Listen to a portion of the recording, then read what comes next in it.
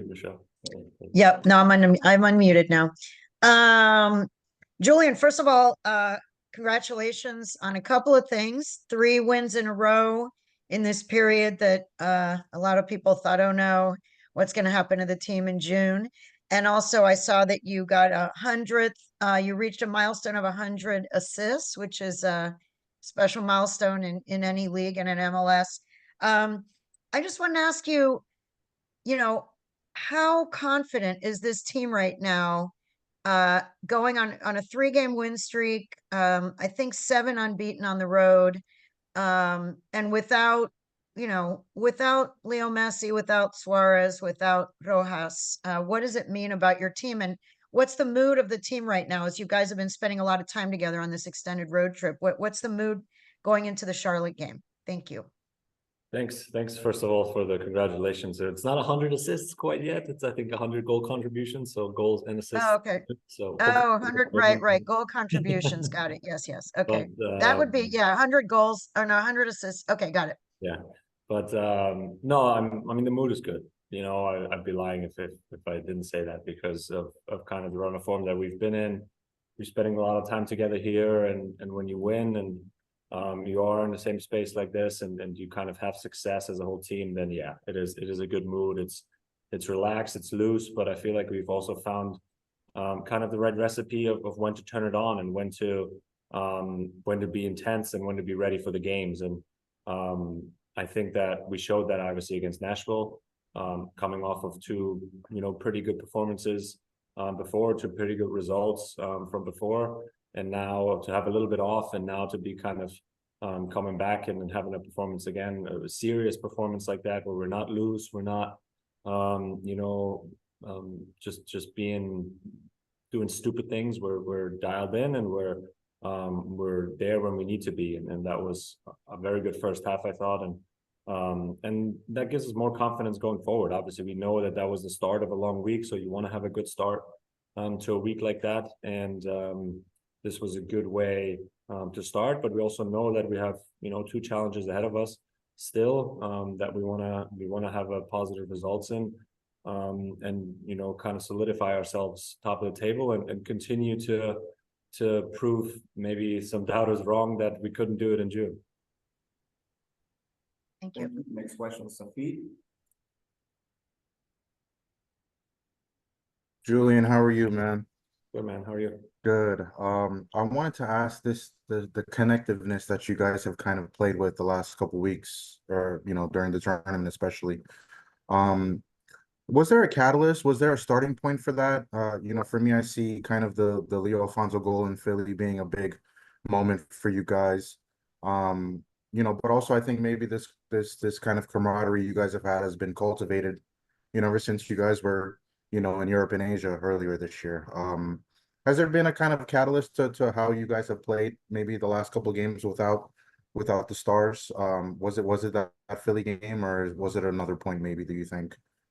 Yeah, I think that Philly game in that moment, not just, obviously the goal at the end helps, but even going down to 9-man and kind of hanging on, even if it was going to be a tie at the end, and kind of playing well and fighting through some adversity together. I think that always gets you closer together, right, as a team. And we know the storylines, right? We know that, Copa America is coming up. What is going to happen to Miami?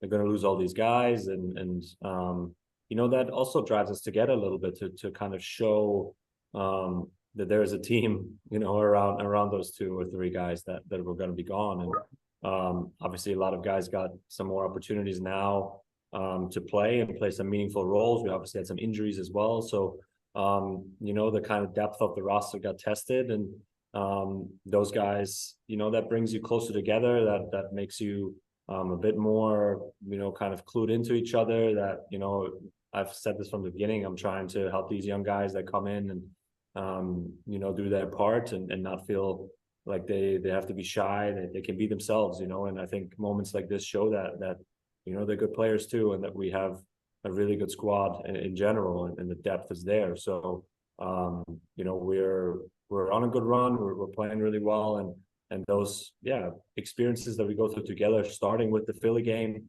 and in beating a good team in Columbus, for example, at home, those those things just give you confidence and you kind of just keep going. That's obviously what we're trying to continue to have now moving forward too. Perfect. Next question, Andrea. Hi, thanks, Rafa. Hi, Julian. I wanted to ask you two quick ones on your leadership role on this team. Everyone talks about Messi, Busquets, but I've seen you for all this year taking care of your teammates, coming and talking when you guys didn't win, and all of that type of things that a leader does. How do you take that role in? And the second one, I wanted to ask you about the U.S. What do you think? They got eliminated yesterday. You have been a U.S. player in the past. What do you think U.S. soccer needs to change before the World Cup, now that there's 2 years out? And do you think they need to change anything? Thank you. Yeah, I mean, that's just the person I am in terms of leadership and trying to do the right things, right? I don't want to say I'm not the most vocal in the locker room at times, but I try and do things the right way and try and show, especially younger guys, of what it takes, to be successful.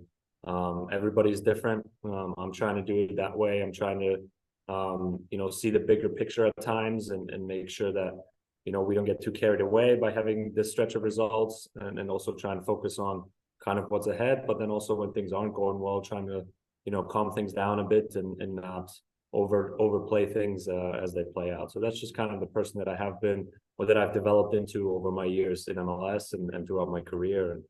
And in terms of U.S. soccer, I mean, yeah, it's disappointing, disappointing to go out in the group stage. It's something that you have a Copa America at home where you obviously want to do well, especially in preparation for the World Cup that will also be at home in 2 years. And, it's a tough moment, I think, where you have to really evaluate of kind of what is going to happen moving forward and how can you be most successful in 2026, right? That is such a big opportunity for the sport in this country. Yeah, I don't have the answers to that. That's obviously outside of kind of my bubble, but there's certainly things that need to be addressed, I think, and we'll kind of see how that shapes up and how U.S. soccer takes those steps moving forward. But again, I think it's time to really clue in and really focus on what will bring us the best outcome in 2026. And if that changes, if that means a lot of changes, then that means a lot of changes. If it doesn't, then hopefully we can kind of move forward and with continuity as well. So we'll just kind of have to see how the federation handles that. I think we'll go back to Michelle and then Sophie. I'm going to ask one follow-up question on the U.S. and then I wanted to ask you about Ian Frey, about his return and just what he's done for the team and since his return. As far as the U.S., for a while it's sort of been, at the beginning people thought, I've covered this team for a long time, and it was like, oh, too many players are from MLS, they're not playing overseas, we need to get all the guys overseas. So now this was supposed to be, the golden generation, quote unquote, all these players that are playing in Europe, which we know that those are top leagues and everything. However, Canada has 14 players from MLS, and they advanced. So I'm just wondering, as an MLS player and someone who also, has experience with the European leagues and stuff, do you think that it's a myth that, maybe it's okay to have more MLS players? This team has had success in the past with more MLS players. Some of the guys that are overseas are not playing that many minutes. They may be on those teams, but they're not playing as many minutes, whereas some of the guys MLS play more minutes. I'm just wondering what you think about that. And then Ian Frey. Thank you. Yeah, I don't think that, it's as black and white. I don't think you can say, well, Canada has more MLS players, that's why they qualified for the next round, and the US doesn't. I think it's good that guys are in Europe. I think the US has a really young team still. I think we need to kind of remind ourselves of that a little bit. Where on an international stage, the margins are so thin and you have to have experience. And this is obviously easy for me to say, kind of sitting here and not having been part of this, but so it's something that I think guys will grow from, and the whole federation and US soccer and the players will grow from as they, have 2 more years now leading up to the World Cup to be exposed in, high pressure situations in European leagues.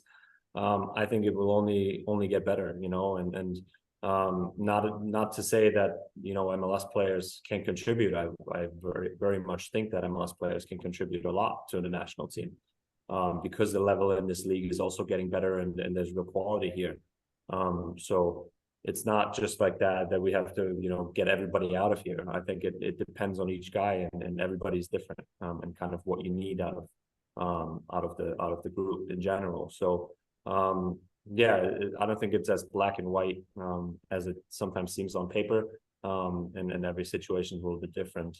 In terms of Ian, yeah, Ian, I told him, since he gave me 24 at the beginning of the year, I told him this would bring him some better juju. I was gonna take 17, and I was like, hey Ian, what do you think? And ever since he came back, and we've kind of connected on his 2 goals there, I was like, thank God we switched numbers, and that's what made it happen for you. No, it's just so, in general, we're just super happy for him, I think, as a whole team and as a club, right? For him to go through what he's gone through with the 3 serious injuries, and to come back like this now, and be immediately integrated like that again with the 2 goals, and kind of playing really well too, even besides the goals. It's something special, and I mean, it gives me goosebumps right now thinking of what he's gone through, and seeing him since the beginning of the year, of how much he's worked. It's special, and he's a real big example for a lot of people in this world that get knocked down a lot, and that can kind of draw energy from that, and from his energy. And I certainly do, because thinking of like I said, what he's gone through is so special, and for him now to feel these emotions again, and for us as a group to have him be part of this is awesome, and I'm super excited for him to kind of continue, obviously, the way now, and hopefully stay healthy. Thank you. Safi? I was gonna also ask about Ian, so I'll do another question. 1 to 10, Rafa's hair today. 1 to 10, give me a rating. How does his hair look? Like a 3. It looks amazing. I did have a serious question. I appreciate that though. Not to look ahead, but I'm sure there's been plenty of games this season where you guys have kind of gone back and looked at the standings, and you're like, damn, Cincinnati, they like literally won't let up. What are those feelings kind of like, and a chance to to play them later this week? Obviously, it's a matchup, I think everybody's kind of waiting for. But we have a game tomorrow still, so we want to, do well in that. And then, yeah, we're looking forward to that game, especially in Cincinnati, and I think big opportunity for us there, obviously. But yeah, I think it just brings out the best in us, and I remember the time back in 2018 when we were in similar position with Atlanta. It was us and the New York Red Bulls. And it was, toe to toe all the way till the very last game of the season. But, obviously you have some teams in the West you can't forget about as well. And LAFC is playing really well. Salt Lake obviously is doing really well. And a couple of teams there that can be really dangerous, the Galaxy, that have quality players and have been on a really, really good run too. So, that's being top of the league and having it's not just a runaway show. You have to really perform every game, and that's what what keeps us going. I think we are at the top right now. We want to stay there, and the only way we can do that is by controlling what we can control, and that's by winning games. And that's what we're trying to do on the road, at home, wherever. And without players, with players, it doesn't matter. So we're really trying to just continue to do what we have been doing, and hopefully that will, at the end of the year, get us to where we want to be. And I like it. I would be lying if I said I didn't like it. If you check the scores, and you kind of obviously root a little bit against Cincinnati at times, and you want to kind of separate yourself, but at the same time, it keeps that drive within us, and it keeps us going. And yeah, so we'll just see how it plays out, and hopefully we can be on top at the very end. Is it too early to think about like home field advantage like later on this year? Yeah, I think so. I mean, there's still so much season left to play. We still have to play them twice. And like I said, there's other teams in the West as well that could potentially play a role. So, yeah, there's too much season left to play. And I think once we kind of start back up again after, I think that first game back after Leagues Cup will be Cincinnati. So, you know, that's when, you know, you kind of look at the standings a bit closer and see kind of what the matchups are like at the end of the year and all those types of things. So, I think so. I think, you know, right now, obviously you're trying to win the games and you're not trying to get too much separation between, you know, between each other. And obviously you maybe want to run away with it. That would be nice. But, you know, at the end of the day, we'll just kind of see how it plays out. Awesome. Thank you, Julian. Thank you. Thanks, guys. Correction, he meant.